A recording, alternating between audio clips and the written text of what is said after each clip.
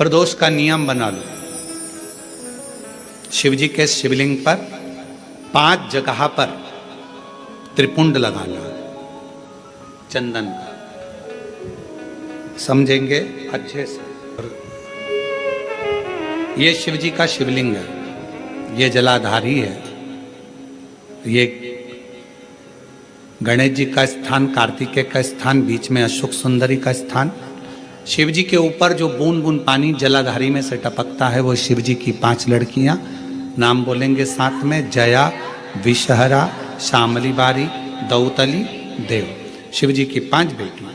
शिवलिंग में अगर आपने, डॉक्टर ने कहा कि बहुत बड़ी बीमारी है, तकलीफ है, 5 स्थान पर त्रिपुंड लगाना प्रारंभ करो।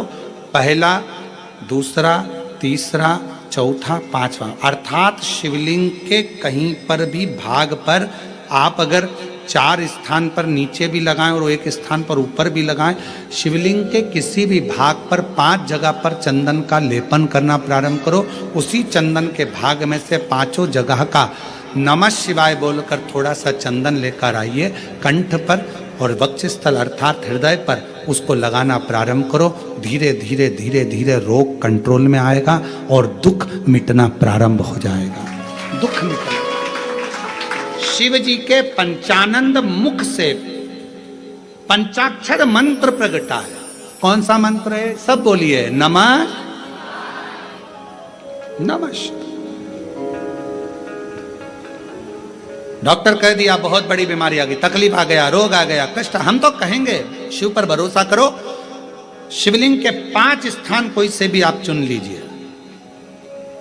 5 स्थान, 1 2 3 4 ऊपर लगा दिया 5, और अगर 5 स्थान नीचे ही लगा रहे हो तो भी 5। कोई भी शिवलिंग में 5 स्थान पर चंदन लगाना प्रारंभ करिए। उस चंदन का भाग नमः शिवाय, नमः शिवाय, नमः शिवाय, नमः शिवाय, नमः शिवाय कहकर थोड़ा सा लाकर हृदय पर, कंठ पर वो चंदन को लगाइए। और प्रदोष के दिन यदि शंकर के मंदिर के शिखर का दर्शन हो जाए, प्रदोष के दिन शंकर के शिवलिंग का दर्शन हो जाए, प्रदोष के दिन बेलपत्र का दर्शन हो जाए, या प्रदोष के दिन शंकर भगवान की पवित्र कथा शिव महापुराण सुनने को मिल जाए, या प्रदोष के दिन किसी शंकर के भक्त का दर्शन करने का मौका मिल जाए, तो समझ लेना कि शिव का दर्शन, शिव का दर्शन। मेरा बाबा, मेरा उघड़दानी, मेरा त्रिकालदर्शी, मेरा कैलाशी अविनाशी उस रूप में प्रकट हो जाता। हाथ में जल का पात्र हो, शंकर के मंदिर में जब तुम जा रहे हो, शिव के पास जब पहुंचो, जल से हाथ, ये लोटा जब जल का तुम बाबा को समर्पित कर रहे हो, जल चढ़ा रहे हो, उस समय पर बाबा से जरूर कहो, बाबा बहुत दिन हो गए, बहुत दुखी हूं, ए मेरे शंकर, मेरे कुबेरेश्वर महादेव, मेरे महाकाल राजा, मेरे इस हाथ को अब तुम पकड़ लो बाबा, बहुत दुखी हूं, अब तुम थाम लो बाबा।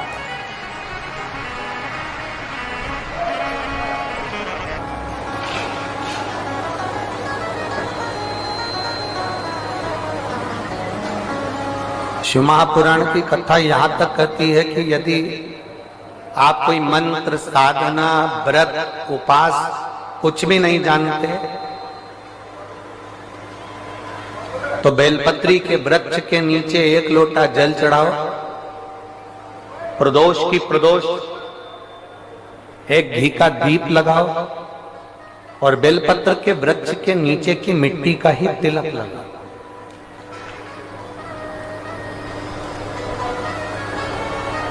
बेलपत्र के वृक्ष के नीचे की ही मिट्टी का तिलक। प्रदोष के दिन यदि आपको कहीं से शमी पत्र मिल जाए, प्रदोष के दिन यदि कहीं से आपको शमी पत्र मिल जाए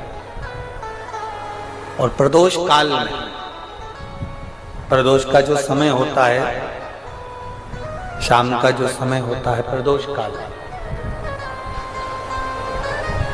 4 प्रदोष, 5 प्रदोष आप कर देखिएगा कि आपका कोई काम है, कोई नौकरी के लिए आप अप्लाई कर रहे हैं, कोई समस्या बड़ी विकट आ गई है, कोई तकलीफ विकट आ गई है, कोई समस्या विकट आ गई है, प्रदोष की प्रदोष काल अगर एक शमी पत्र भी आप घर के शिवलिंग को, अब ये करने के लिए आपको मंदिर के शिवलिंग नहीं जाना, अपने घर में जो शिवलिंग, चाहे वो स्फटिक का हो, पारद का हो, कंकर शंकर का हो, लकड़ी का हो, जो शिवलिंग तुम्हारे घर में, कांच का हो, चाहे वो नर्मदा के कंकर का हो, नर्मदेश्वर हो,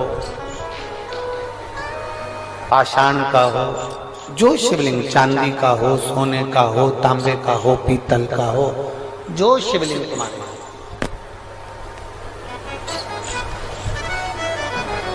एक शमी पत्र यदि आप भगवान शंकर के शिवलिंग पर समर्पित कर रहे हो और उस शमी पत्र को उठाकर रात्रि को 9:15 की जो एक मुहूर्त होता है, एक समय होता है, जिस समय पर हम अपने मन की बात भगवान शंकर को कहते हैं, पूर्व में भी इसका वर्णन हम कर चुके हैं कथाओं में। उस 9:15 पर वो शमी पत्र को उठाकर एक कागज में, एक कटोरी में उसको रखते थे। 4 या 5 प्रदोष के उस शमी पत्र को अपने पास में रखिए और जिस कार्य के लिए जा रहे हो उसको जेब में ऊपर के भाग में उसको रखकर लेकर जाइए, आपका वो कार्य सफल होकर ही रहेगा, वो रुक नहीं सकता। 26 प्रदोष में से कोई भी प्रदोष का दिन हो और प्रदोष काल में आप अपने घर से जल और एक हाथ में घी का भरा हुआ दीप लेकर जिस दिन शंकर के मंदिर में जाते हो, शंकर को जल चढ़ाकर हाथ का स्पर्श जलाधारी पर कर कर शिव मंदिर में दीप प्रज्वलित कर देते हो, 26 प्रदोष का पुण्य फल उसी क्षण प्राप्त होगा। पीपल के वृक्ष के नीचे पितरों की शांति है तो कितने चावल के दाने चढ़ते हैं?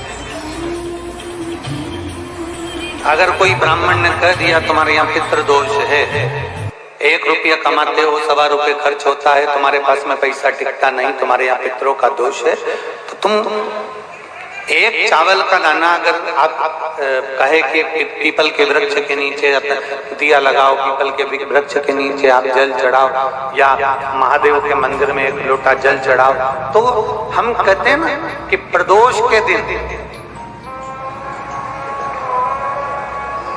बेलपत्री का वृक्ष, पीपल का वृक्ष, आंवले का वृक्ष, बड़ का वृक्ष या शंकर का शिवालय, फिर से सुन लेना, पीपल का वृक्ष, बेलपत्र का वृक्ष, आंवले का वृक्ष, बट का वृक्ष या फिर शंकर का, जम के बोलो, शिवालय। शिवालय का मतलब शंकर का मंदिर या शिव। प्रदोष के दिन अगर आपको लग रहा है कि हमारे यहाँ पितृदोष है, बहुत तकलीफ चल रही है, बहुत कोई ने कहा पितृदोष है, कोई कह रहा है पितरों का, तुम्हारे यहाँ ये तकलीफ है, पितरों की ये तकलीफ है, पितरों की वो तकलीफ है, पितरों की ये तकलीफ है, बार बार अगर कोई कह रहा है तो फिर आपको उसमें स्मरण करना पड़ेगा कि हम चावल के कितने दाने भगवान शंकर को समर्पित कर दें कि भोलेनाथ हमारे पितरों को तृप्त कर, हम तृप्त नहीं करेंगे, हमारी सामर्थ्यता नहीं है कि हम पितरों को तृप्त कर सकें। आप में से कोई है जो पितरों को तृप्त कर सकता है? संसार में कोई नहीं जन्मा जो अपने पितरों को, अपने पूर्वजों को तृप्त कर दे। गया जी का पिंडदान कर लो, तर्पण कर लो, तिलांजलि दे दो, घर में ब्राह्मण भोज करा दो, साधु भोज करा दो, संत भोज करा दो, तुम दुनिया भर का सारा 50 काम कर लो, उसके बाद भी तुम पत्रिका किसी को दिखाओगे तो वो भी कह देगा तुम्हारे यहाँ, फिर वापिस कहेगा कि पितृ दोष है। अब तुमने अभी इतना अनुष्ठान करा, इतना पिंडदान करा, इतना तर्पण करा, इतनी तिलांजलि करी, इतना सब कुछ करा, इसके बाद वापिस पितृदोष आ गया, फिर वापिस पितृदोष। क्यों? दुनिया में ऐसा कोई नहीं जन्मा जो अपने पितरों को तृप्त कर। आप अपने घर के लोगों को तृप्त नहीं करते, जो जिंदा है वो उनको बोलो री भाई, जीजियो सही है कि गलत है? जो जिंदा है, माँ बाप अपने बेटे के लिए कितना भी कर ले, कितना भी, आखिरी में एक दिन बेटा कह देता तुमने हमारे लिए क्या किया। बहू के लिए कितना कर लो, आखिरी में बहू कह देगी वो तो जेठानी को ज्यादा करती है, देवरानी को ज्यादा करती है, हमको करती है, अपनी ननद को ज्यादा करती है, बेटी को ज्यादा करती है, बेटी को लगता है कि बहू को ज्यादा करती है, दामाद को लगता है बेटी को ज्यादा करती है, नाती बनती सबको कितना भी कर लो तुम, अपने अड़ोसी पड़ोसी तुम्हारे रिश्तेदारों को तुम कितना भी दे लो, कितना भी कर लो, पर जब ये तृप्त नहीं हुए तो वो बोलो तो कैसे हो जाएगा। अपनी सामर्थ्यता है, अपनी सामर्थ्यता है कि अपन तृप्त कर ले हमको, अपनी कोई सामर्थ्यता नहीं है कि अपन पितरों को तृप्त कर ले, या अपनी सामर्थ्यता के अंतर्गत नहीं, ये अपनी सामर्थ्यता नहीं है कि हम अपने पूर्वजों को, अपने पितरों को तृप्त कर। तृप्त कौन करेगा?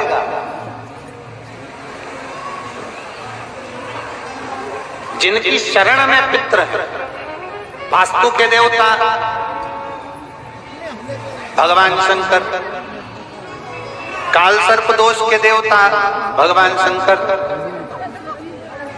जितने दोष होते हैं पितृ दोष के देवता भगवान शंकर, तो हम तृप्त नहीं कर सकते। अगर इनको तृप्त करेंगे तो देव अधिदेव महादेव करेंगे।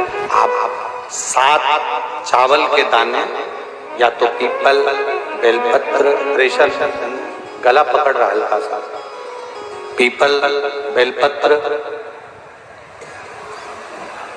आंवला, वटवृक्ष या फिर शिवालय, प्रदोष के दिन 7 चावल के दाने आप इन जगह में से कहीं पर भी अगर आप समर्पित कर देते हैं तो उसके बाद आप जो जिंदगी जी रहे हैं, और 3 महीने फिर आप अंदाजा लगा कर देखना कि आपने जो 7 चावल के दाने इन स्थान पर अगर आपने समर्पित करे तो उसका फल पितरों को मिला कि नहीं मिला, और उसका फल हमें प्राप्त हुआ क्या।